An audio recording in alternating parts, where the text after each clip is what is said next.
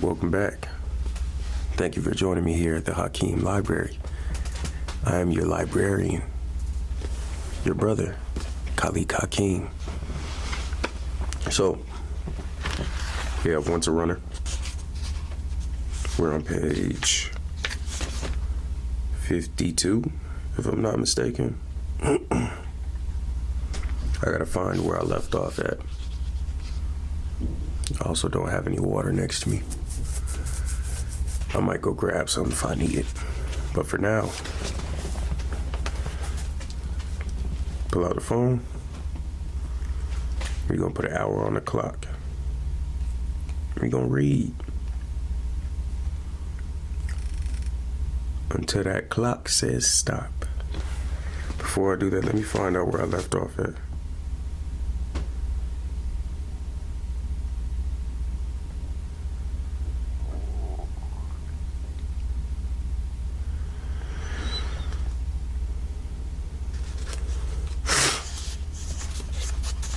We just gonna start there.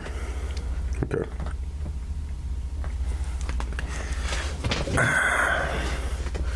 They were a strange crowd. Runners, Cornwall thought. They were strange back in his track days, and they were still strange. I remember that. Oh, damn. No. Okay.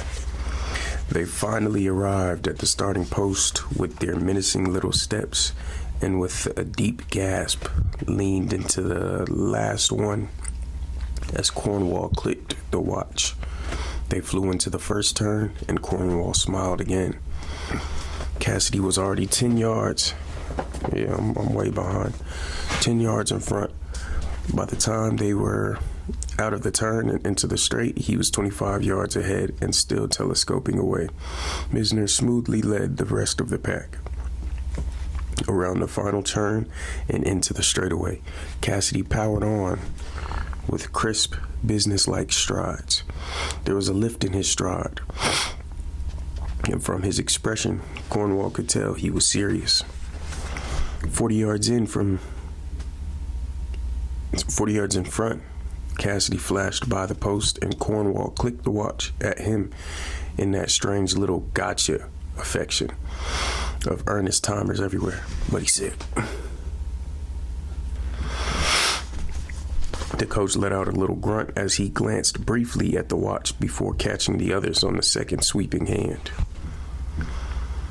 Cassidy did not keep jogging as before, but curved back in a parabola of expectation. Why don't you get your ass in gear, Cassidy? The coach asked. Cassidy was still gasping and unamused. Come on, coach. What was it? You think I don't know when you guys are loafing? Cassidy rolled his eyes at that, but stood panting, hands on hips. Let him have his fun. You had 124.6. The coach smiled. Everyone else was right about 129. Cassidy nodded, satisfied. He started to jog off toward Bruce Denton, who stood wringing wet, watching from the side of the field. Excuse me. That's about right, Cassidy called back. Last year, you would have been 126 about this time. Cornwall knew how accurate his training records were, and that Cassidy wasn't guessing. You might even do some good in cross country pretty soon. You keep this up. The coach called out to him. He knew it was a sore point. Misner had caught up to the other pair as they headed off for the 1 miler warm down course. Right, Cassidy called back. And I might run the 109. And I might run the 109 flat and play wide receiver for the Dolphins. No, sir. Cassidy slumped on the bench, draped immodestly with a towel, more or less savoring the deep, itchy ache of the last 660 and apparently studying his toes with great interest. He would be losing another nail soon. Ugliest feet in the world, he thought, next to Denton's. He ran his hand up and down his left Achilles tendon, very tender. Better pay attention to it and back off if it gets any worse. Maybe ice it. The old injury evasion fandango. The old injury evasion fandango. Did it ever end? The afternoon workout had cost him 7 pounds.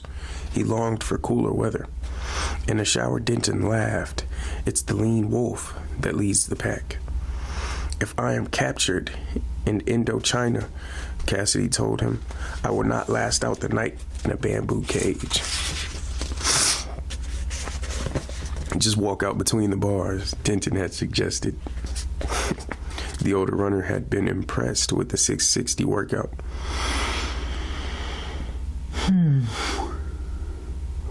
Excuse me. But mildly disapproved of doing hard intervals so early in the year. He had settled for a 12-mile run himself. It's easy for you to criticize, Cassidy said, still slumping on the bench, while Denton dressed quickly. You won't be doing the old 1-mile run on some little 11-lap roller derby track in a few weeks.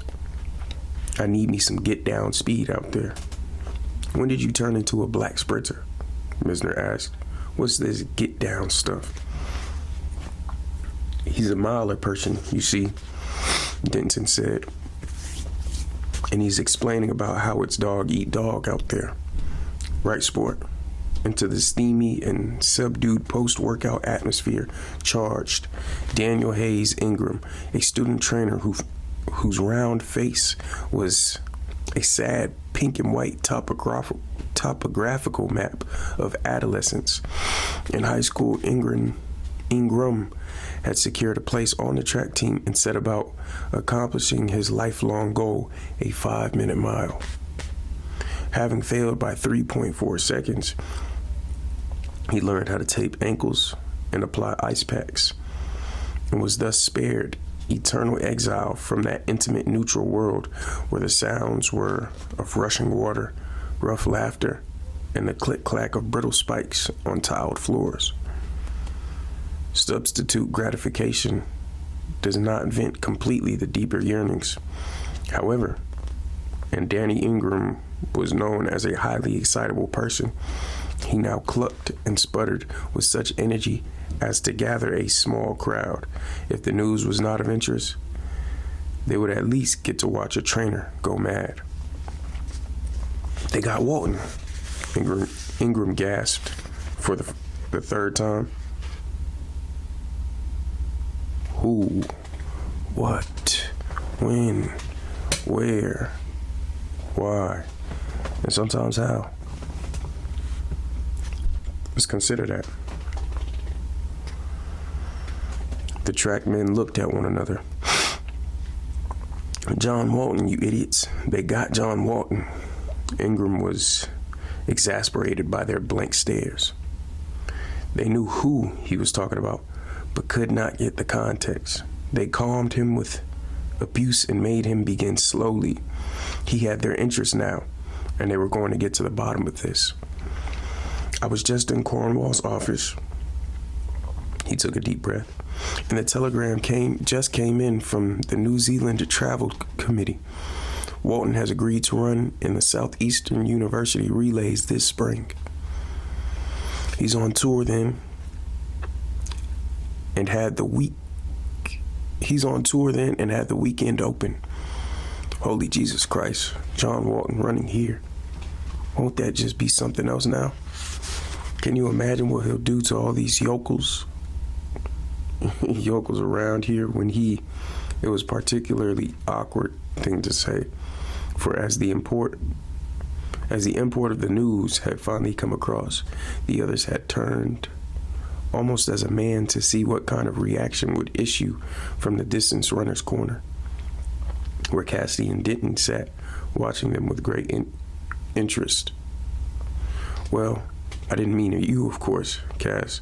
But the trainer was clearly into his own pit, and his clamoring around only brought more debris down upon himself. It was very quiet. Big fans in the roof beat at the hot air. "Who did you say was coming to the relays, Danny?" Cassidy asked. Walton. John Walton. The miler from New... John Walton. Is he supposed to be pretty good?" Cassidy maintained a countenance of innocent curiosity.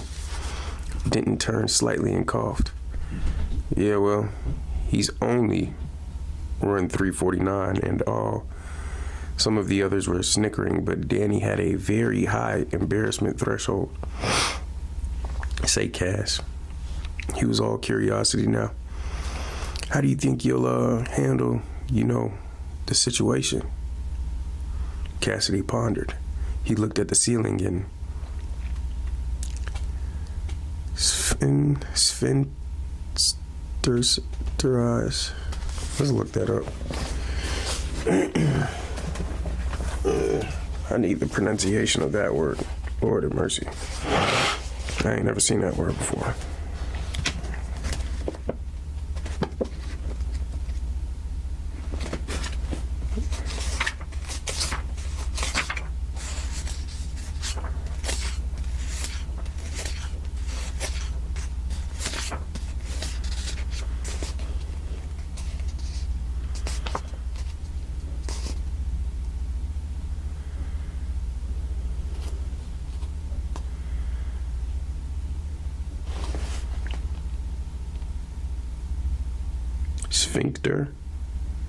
Sphincter.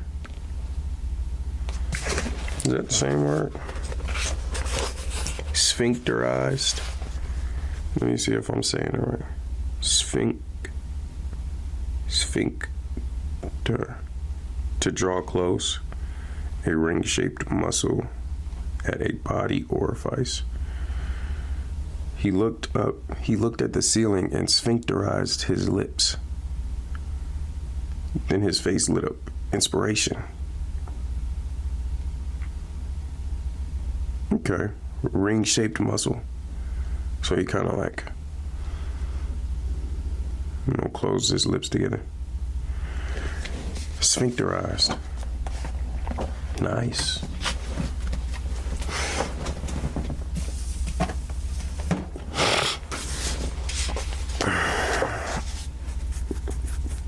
I think what I would do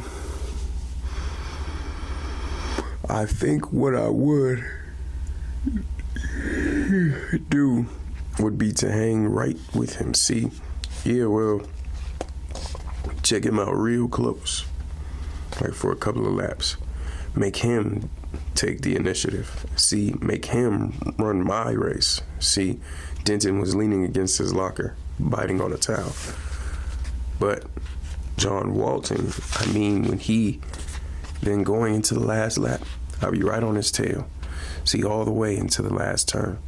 But they say his kick. Then I'll take a shortcut across the infield, sprint down the pole vault runway, and lean at the tape. Works every time. The assemblage dispersed in what might be called a good mood. But there was an eeriness in the air. Some names were uttered with reverence in that tiled sanctum, and John Walton's was one of them. Surely Bruce Denton's name was accorded similar respect in other locker rooms around the world, but there was always something even more mysterious and exotic about those far-off heroes, rarely seen in person, whose feats were frozen for all time in irrefutable black and white numerals. Walton's aura, as the first human being to run a mile under 3:50, was that of almost total invincibility. To the public, he may have been just one more in a long line of champions, but to those whose own numerals gave credentials of insight, Walton's name brought with it an unpleasant chill. A 3:55 miler would understand it better than a 4:05 miler. Walton was the best there was. but he was only an image to most of them. And now that he has to be viewed in person, take the form of flesh and blood, no one knew quite what to think. Bruce Denton was an Olympian. He was accustomed to unstable atmospheres where heady names such as Walton's were bandied about like so many harmless acquaintances. But these undergraduates clearly were not, despite their best efforts to act nonchalant. "Oh, he pulls on his shorts the same way we do," said one of the freshmen, but it didn't dispel Walton's ghost in the least. That's right, Denton chuckled, except he pulls his shorts up over legs that can run a mile in 3 minutes and 49 seconds. Damn. Some of them laughed as they finished dressing, but there was no further discussion.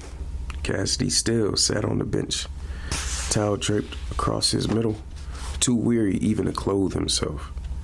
He looked up at Denton and smiled. His 660 workout didn't seem like such hot stuff anymore. An awesome creature, up until recently more myth than mortal, was to assume human form and cross oceans to perform his magic right on the same track that held their sweat. In doing so, he would necessarily devastate those who sought to test his power. That this force would be inexorably brought to bear upon one they all knew, one they had come to respect for his own prowess, made everyone at the same time uneasy and strangely elated. They had rarely seen Quentin Cassidy lose a mile race, did not want to see him lose. Yet,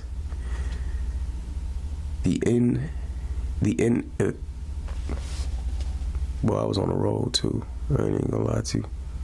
The inevitability, yet the inevitability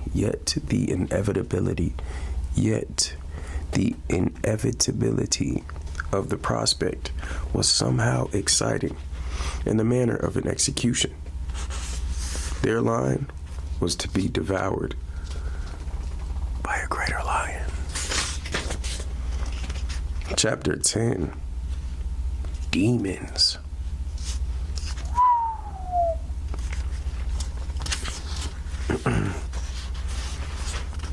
It's demons, you see, Cassidy said seriously. He was on the floor doing his stretching. Andrea was propped on one elbow on his bed, looking up from her organic chemistry book, suppressing amusement, something she often seemed to do. She pushed a wisp of hair back from her glasses and looked entirely scholarly. Do they whisper moral imperatives in your ear? Lovely. I try to explain the dark forces at work within me, and you amuse yourself. Oh, I'm sorry. Please do go on and on and on. He caught her by an ankle, the good one, and flipped her neatly onto the floor beside him. The back of her neck smelled like a parakeet's tummy, sweet hay and fluff. Parakeet's tummy, that's crazy. He said, lost in the pale corn silk of her hair. She muddled his thought processes, such as they were. He had difficulty studying when she was about, colors muted, and he reached for her without guile or guilt. He adored her and told her so. She, on the other hand, had no handle on Quentin Cassidy. He said things occasionally that brought her up short. She would shake her head and say, "Queer duck." He acted not at all like the many boys who had sought her attentions. This one wore a great weariness about the eyes, yet ironically, with an incredible well of silly energy bubbling just beneath the surface. He rambled at times, talking in streaks of lucid prose, then lapsed into deep silences from which he could not be retrieved without great effort. He cavorted. He played with her mind. Go ahead then, player. She had watched him race 4 times now. He had tried to pass off these competitions as inconsequential. You wasn't gonna get me this time. But during those times, especially, he was lost to her. She wondered where he went, leaving her excluded, lonely, and could she admit this? Jealous. She wondered what interior provinces she was not privy to, and repeatedly asked him to explain what he was talking about. This she knew. There were times when she drew only polite responses. She could have been for all the world a distant cousin to come visit. She could have been for all the world a distant cousin come to visit. What do your demons make you do? She said softly, holding his head and making curls absently with his ragged blonde hair. He sighed. About 16, 18 miles a day. She started to push him away, protrude at not being taken seriously. But sometimes, when it is all going good, when it's early May, warm, and there's cut grass in the air, and you've made it through winter okay, not bad, sick, or anything, then sometimes you can take a deep breath and feel your own heart jumping. That's right. Don't look at me like that. You can feel your own heart, and they're jumping around like a goddamn bobcat or something. That's when you've got to go. That's when you've got to get yourself out somewhere and let them loose. Her head cocked at this. She watched him closely. Don't try to make me feel funny about this, he said. You were the one who wanted to know. Besides, you've never been in 4-minute shape. Not that many people have. So if you think this is all just a crock, no, she said quickly. Go on. I want to hear it. They make you want to run through the jungle, baby, he said happily.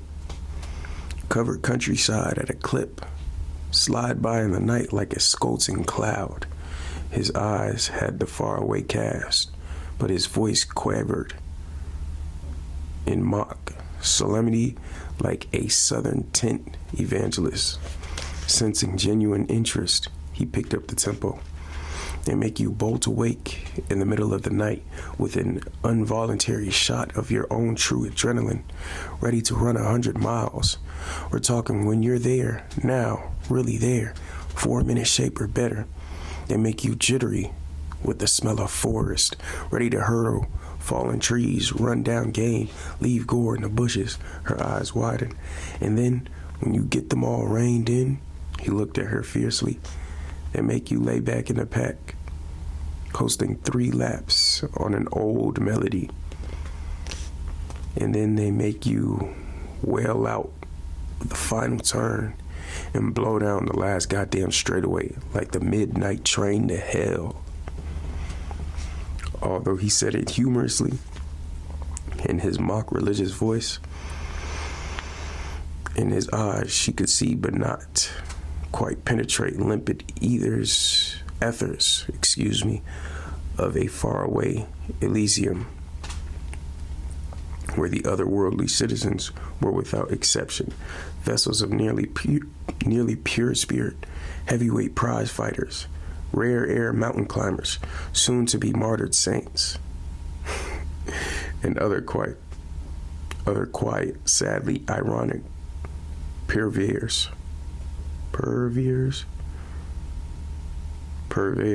of the difficult task. Excuse me.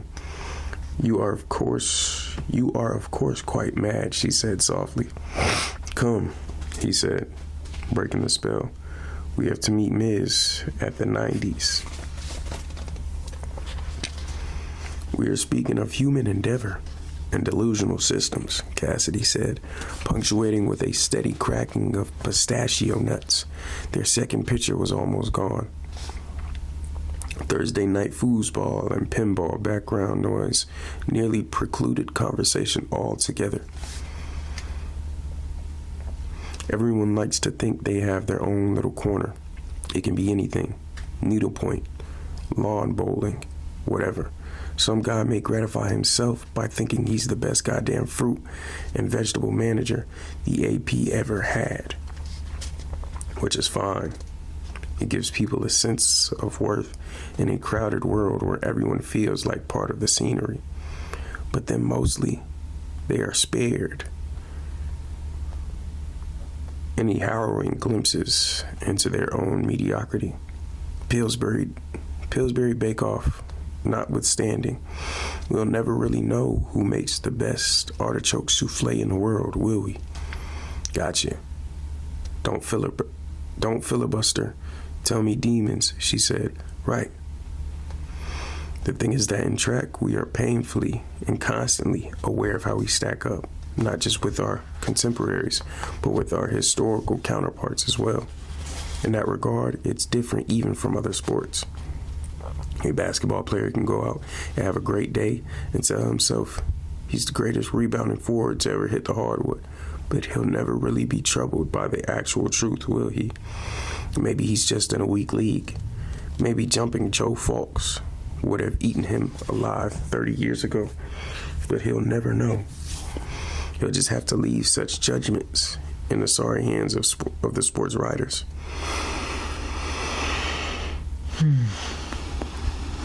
Excuse me. Many of whom, it has been pointed out, can be bought with a stake. Misner nodded vigorously from behind a pile of popcorn. In track, it's all there in black and white. A lot of people can't take that kind of pressure. The ego withers in the face of the evidence. We all carry our little credentials around with us. That's why the numbers are so important to us. Why we're always talking about them. I am, for instance, 4.3. The numerals might as well be etched on my forehead. This gentleman here, perhaps you'd like to meet him, is 2742, also known as 1321, I believe. Misner bowed graciously, half rising. He seemed to be enjoying this immensely. A knowledgeable observer might ask yards or meters, and it is most assuredly yards, Misner said. I'll not puff. What? Never mind, Cassidy interrupted. The point is that we know not only whether we are good, bad, or mediocre, but whether we're first, third, or 197th at any given point. Track and field news tells us whether we want to know or not. Assuming we make the list, Misner put in. That's right. Sometimes it is possible, despite your best efforts and 100 goddamn miles a week, not to even exist. That bothers you, does it?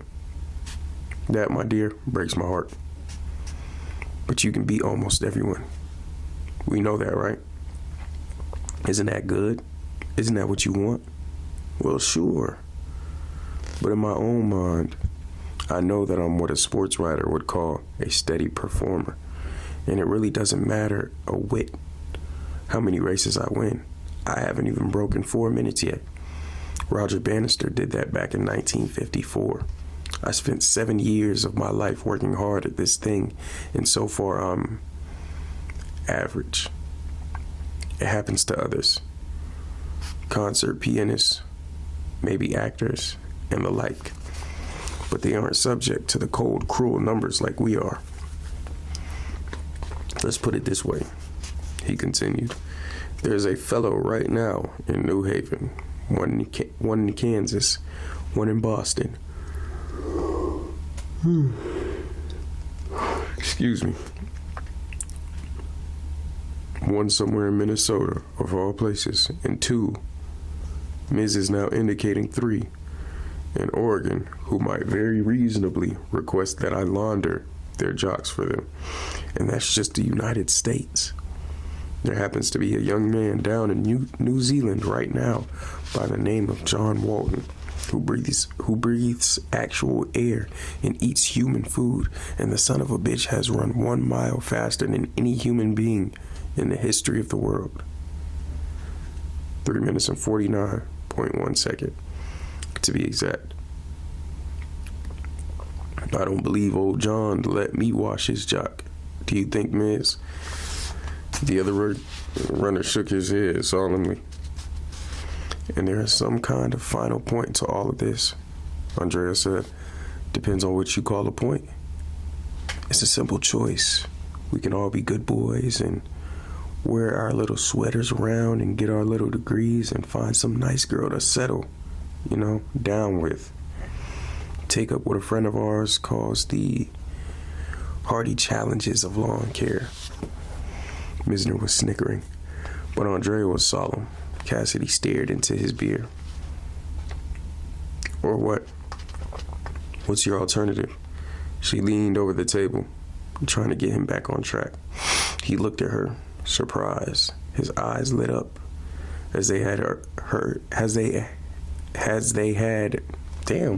His eyes lit up as they had earlier, and his voice shook again with excitement. We can blaze.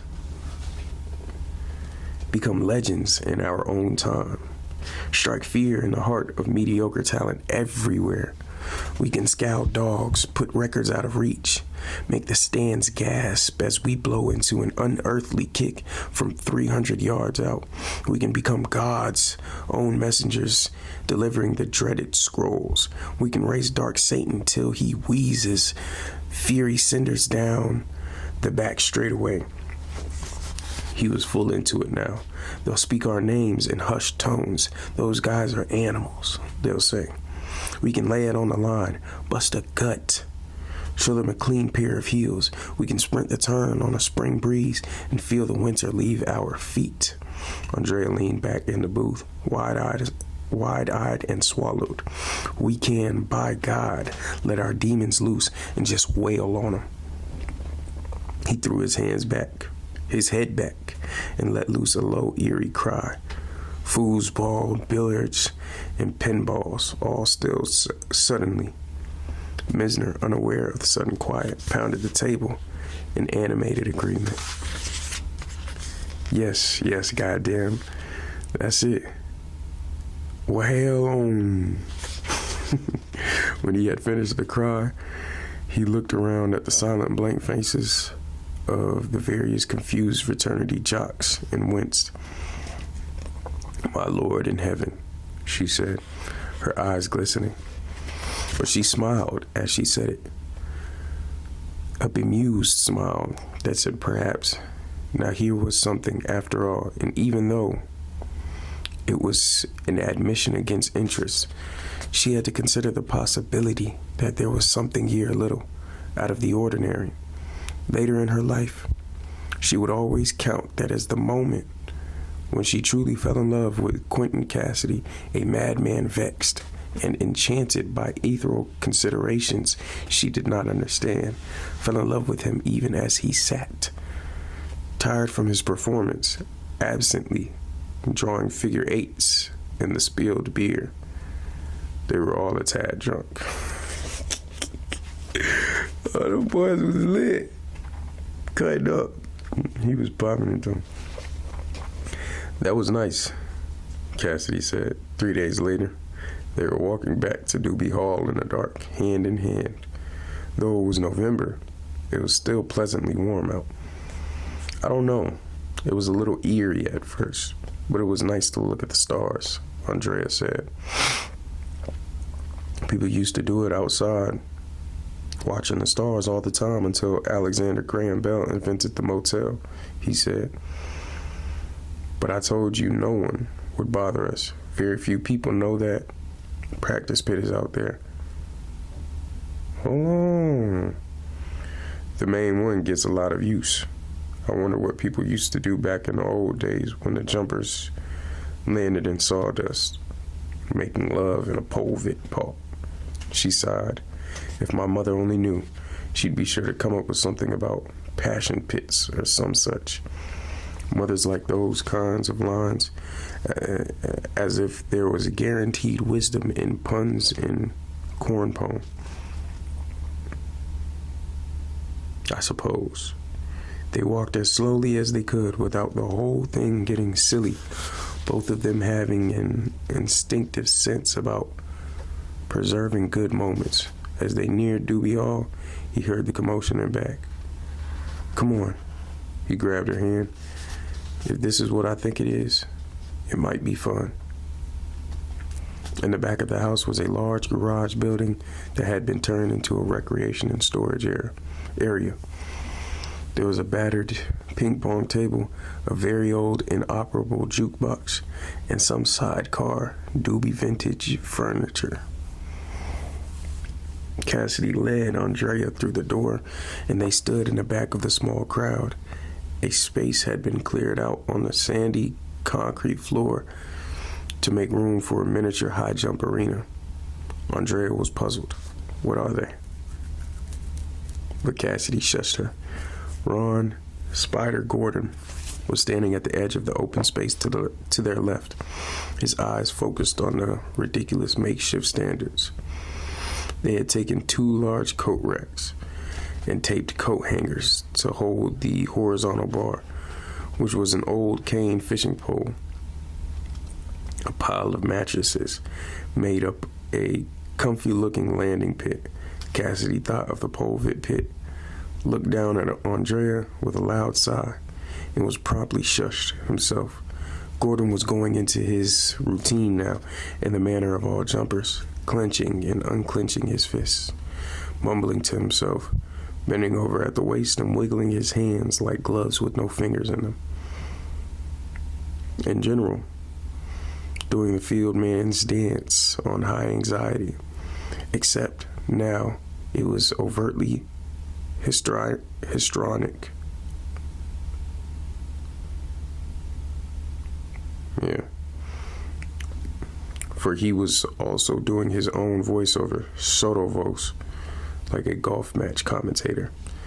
"And so, ladies and gentlemen, the pressure is really on the famous Italian high jumper, Rondon Giordante, here in the Olympic finals in this beautiful new stadium in Rome, Italy, in front of thousands of hopeful countrymen." Andrea did not understand what was going on. The makeshift bar was far over the head of the 6'1" jumper, and she knew he didn't have enough room to make more than 2 or 3 steps. She got on tiptoes and whispered to Cassidy, who was watching with a big grin on his face. "Quentin, what's he going to?" Cassidy shushed her again and nodded at the jumper. "Just watch," he told her. It was a startling thing to witness, even though most of them had seen it many times. Gordon finished his commentary, leaving off with, "It looks like he's ready. Yes, there he goes now." The jumper loped in with 3 casual strides and lifted into the air as if on hidden wings, floating up and over the bar easily, seeming to stay in the air for several seconds before gravity asserted itself. He had cleared the bar by nearly half a foot. Gordon was one of the last to use the Western roll, which Cassidy thought far more aesthetically pleasing than a flop. And it was a beautiful thing to watch. Cassidy estimated the bar to be at 6'5", way over Gordon's head. And though it was nearly a foot below his true capability, damn.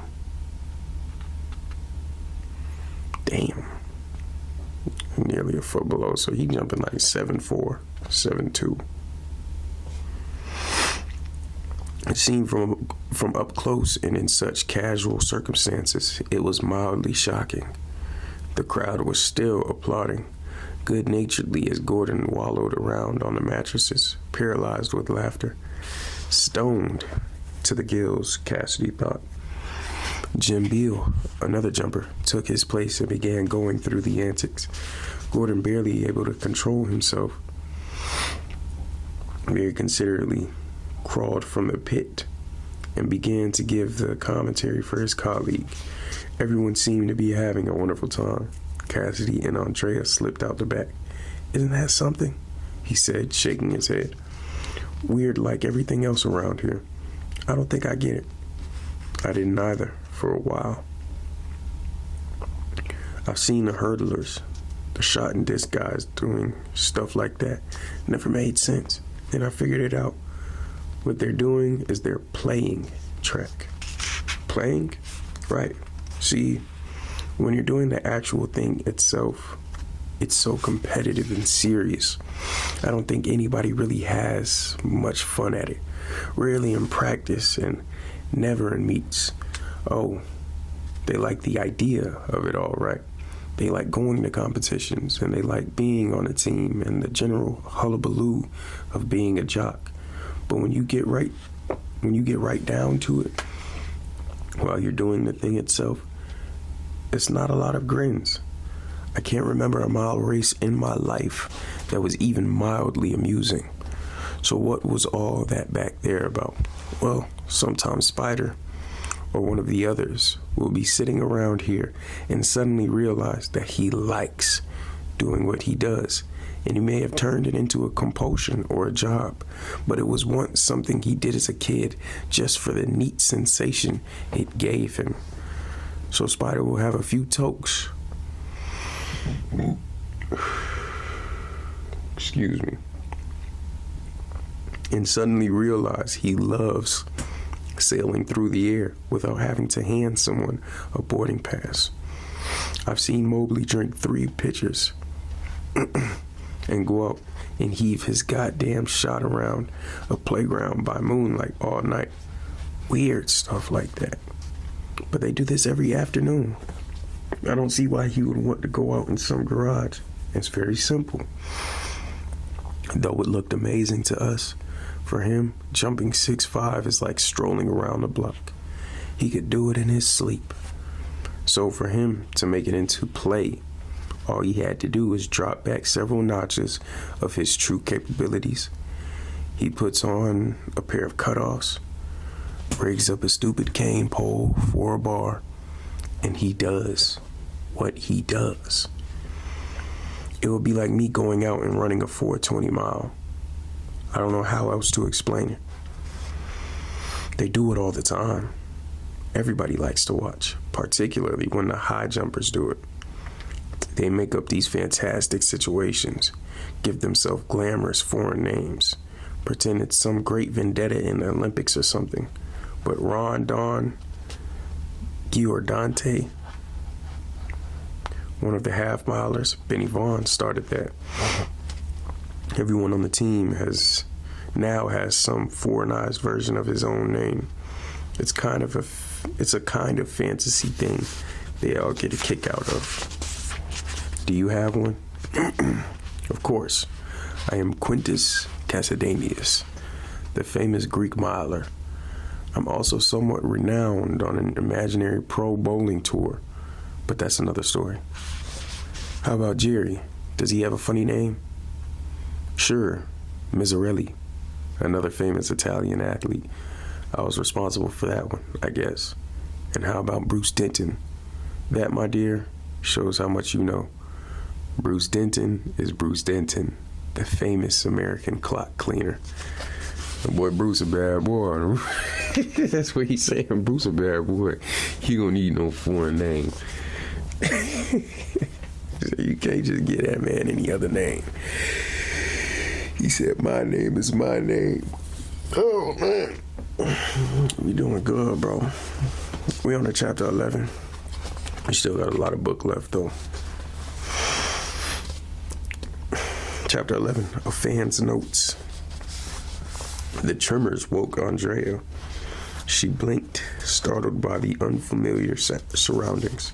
The tremors continued, rhythmically, far off, yet deep and powerful, shaking the whole bed. She peered around in the thin, yellow dawnlight, alarmed but still drowsy, trying to figure out where she was and whether she was in danger. Her hand fell on something warm. It was Quentin Cassidy. She was in his room. But what was going on?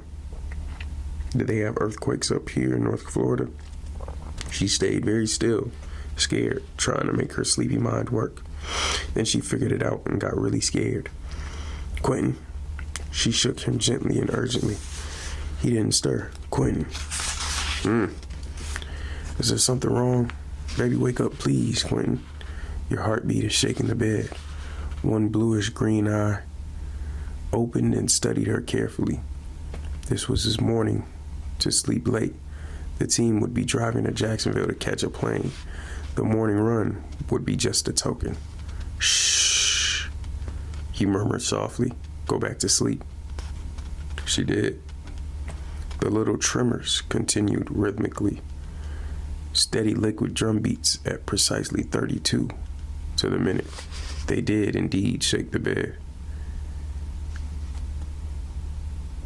Now that's wild. And I'm just keeping it a stack. 32 to the minute. I'm talking about.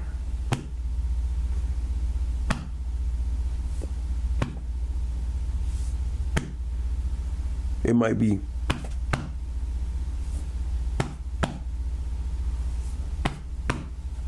You know what I'm saying?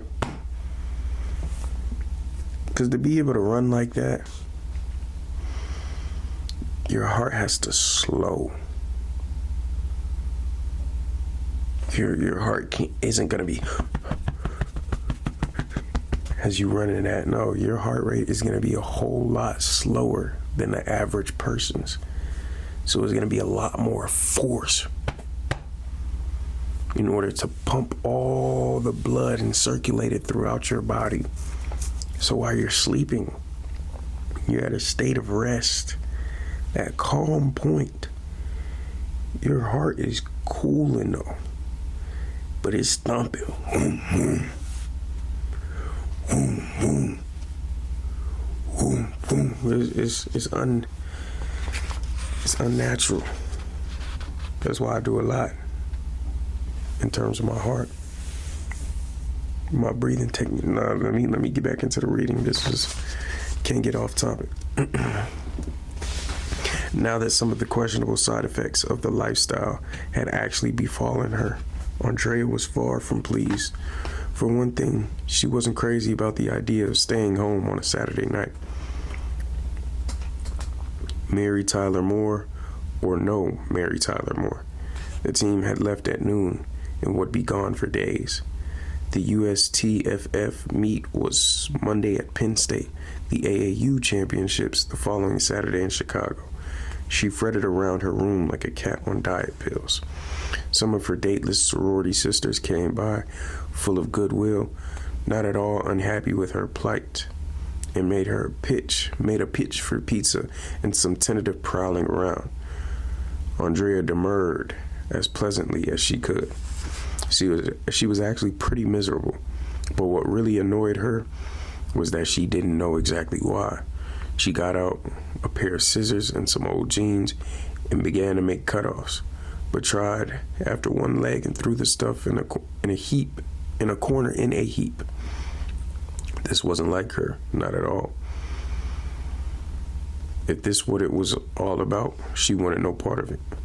She cast about her room distastefully, taking in the cute pastel artifacts that had always been her joy. The giant stuffed Snoopy seemed pretty stupid when she thought about it. She felt like giving it a swift kick in its smiling kisser. Why hadn't she gone with the girls? She knew why. It would have been worse. Finally, she wandered down the hall to the drink machine, came back with a Fresca, sat down at her neat white desk, and took out a legal pad. She had never liked normal girl type stationery, perhaps because she wrote rambling, philosophical letters rather than bright, quick, newsy ones. And it was embarrassing to stuff 20 or 30 of the little sheets into a small envelope. In her flowery, nearly ineligible handwriting, she wrote, "Dear Alicia, how are things at horny old Randolph-Macon? If you get this during the middle of the week and don't like to be reminded, that the nearest boys are 35 miles away. Sorry about that. But don't feel too deprived, because here it is Saturday night and little Andrea is in her room at the university, voted by Playboy magazine last year as the #1 party school in the country, drinking a Fresca, barely able to hear several nearby live bands and feeling like, excuse the expression, crap. And would you like to know where the sports hero is? Okay, but I'm going to tell you anyway, because you probably already figured out this letter is a bitch session. Well, right now, he is at the Nittany Lion Inn at Penn State, probably trying to charm some Yankee girl with his ridiculous fake Southern accent. Whoever heard of a West Palm Beach drawl? Well, he's got one. But he only trots it out every now and then. He says he got it during summers at his grandparents in North Carolina. Oh well. He tells me there's really not much fooling around on these trips. And why would I have reason to doubt anything said with such sincerity? He also told me he hated cross-country meets like a plague of boils.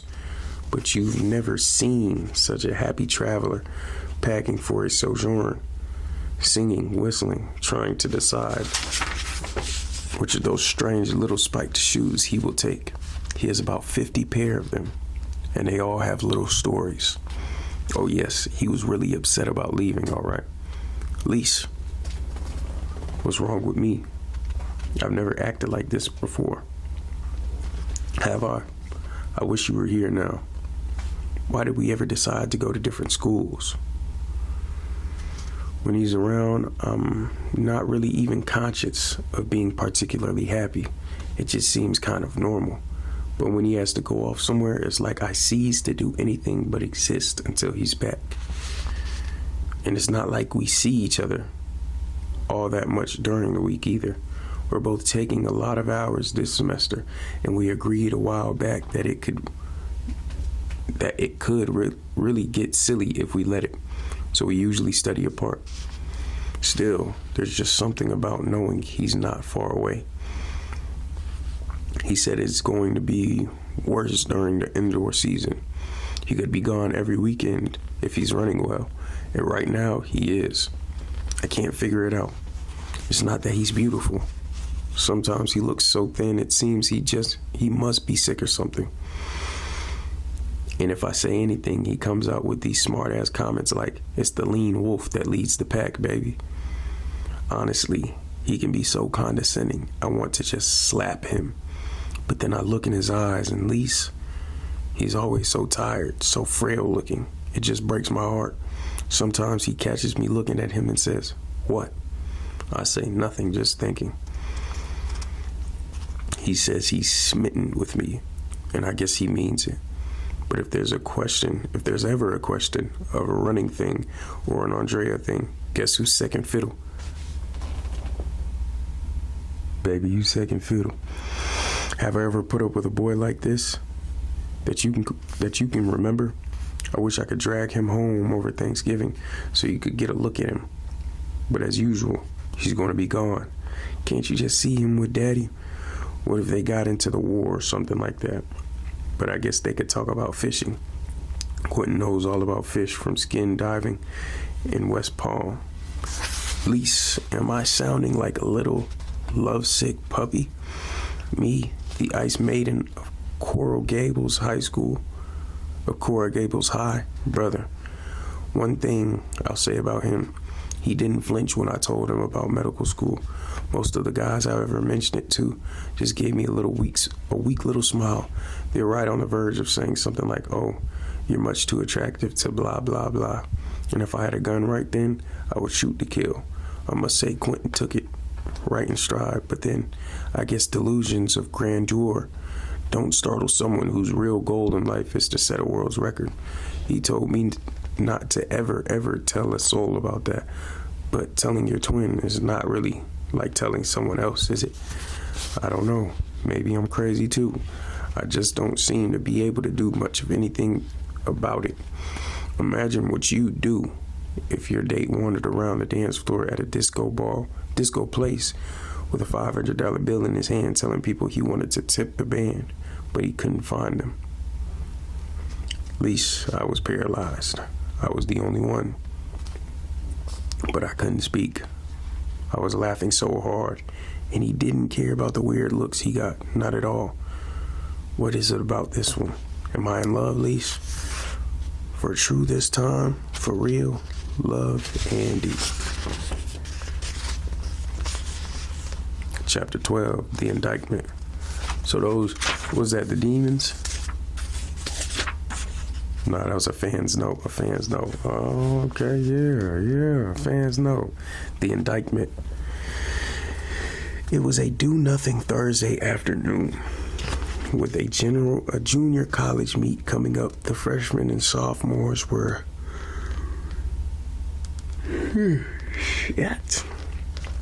constrained to playfully jogging 5 miles. Cassidy and Misner elected to go the 10-mile course with a few others. The pace would be brisk, around 58 minutes, so extended conversation was necessarily restricted to the first 3 or 4 miles. The group headed out on a loop they called Tobacco Road, because the unpaved road wound through a wooded section south of town, replete with shacks, wincing dogs, and barefoot children. Excuse me, that was a bit unprofessional, but I got to do what I got to do. It was rumored that the course had been named by Marty LaCory when he was down for the Southeastern relays. It was like running back in time, 40 years. But the runners waved to the locals, and the locals waved right back.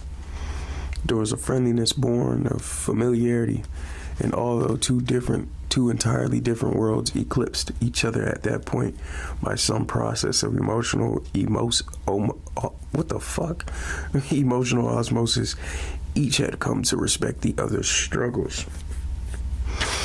There was the homey aroma of country foods in preparation, grains, fritters, and such. Someone wanted to know what was to be done about Nubans. What about him? Cassidy asked. I thought he had become a pillar of the community. They spoke in quick bursts. On the exhale, old wine, new bottle, said Horsford, a pale literary type. Haven't you heard the latest? Asked Misner. Oh, this is too good. Last Tuesday night, after you won that freshman meet against Auburn, he was feeling pretty full of himself and goes on a High Plains Drifter kick. He dolls himself up in his goddamn Roy Rogers shirt and his shit-kicking boots. I don't see anything so wrong. Wait a minute, let me tell it. Misner was starting to snicker breathlessly, remembering. And he had this blanket that he stole from the plane when he went to Atlanta. No lie, this is the honest-to-God truth. He had cut a hole in this piece of Eastern Airlines property to make himself a poncho, see? And then he proceeds to the State Theater with that bird-brained girlfriend of his, that Betty Sue. Oh, come on. Cassidy was not averse to certain brands of extemporaneous craziness. Well, trying to be objective now, Horford interpreted. He was making even more of an ass of himself than usual. Excuse me. There was a big crowd in the lobby waiting for the first show to get out. Nubans kept cavorting around doing his Clint Eastwood material, which is pretty silly considering the little shit is only 5'8". Anyway, someone in the crowd would get nervous and giggle, like, from sheer embarrassment. So then Nubans would get even more loud and rambunctious, thinking he was, entertaining them. I mean, I was there. I wanted to hide. Man, I think I get the picture, said Cassidy. Let's keep this pace up a little bit. The shower room was a fine place for deep conspiratorial thinking. Cassidy slumped into weariness that was his chosen mantle, lost in a hot torrent of water. Misner, more chipper, sang a gurgling aria at the next nozzle. "Are you still doing the honor court thing?" Cassidy asked from inside his waterfall. His left knee was tormenting him. "Yeah, clerk of the court. That means I get to man the tape recorder and perform other taxing duties." "Sure, looks good on the resume though. But you have physical access to the courtroom itself, right? I mean, can you get in whenever you want to? Get a hold of letterhead, stuff like that?" "Sure. That's the job. What's the deal?" "Oh, just a classic," he bubbled. "Just an all-time classic is what it is." The honor code at Southeastern University followed in that fine old, American tradition of overcoming defeat by 1, pronouncing some unmitigated disaster a resounding triumph, and then 2, smiling pleasantly in the face of even the most crushing evidence to the contrary. Cassidy figured such adulterated stubbornness helped to explain more than a few national lapses, like the Electoral College, the 18th Amendment, and the current unpleasantness in Indochina. His theory was that it all stemmed from the unrelenting and self-damning refusal of the ruling classes to admit that somebody important fucked up.